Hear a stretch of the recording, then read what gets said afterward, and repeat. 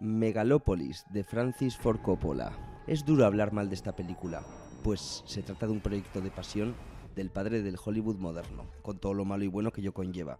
Pero la verdad es que Megalópolis es un extraño desastre anacrónico. Una especie de fábula política en un mundo que mezcla la antigua Roma con la actualidad y tecnología analógica con digital, con personajes que no parecen humanos sino discursos andantes, discursos que además parecen sacados directamente de los años 70, algo lógico ya que Coppola llevaba más de 40 años intentando realizarla.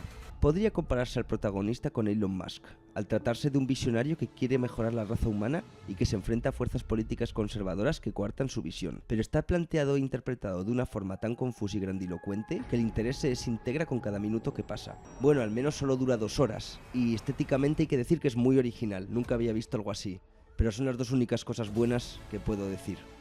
Un 4 más, y me da mucha pena, pero los 85 años de Coppola se notan.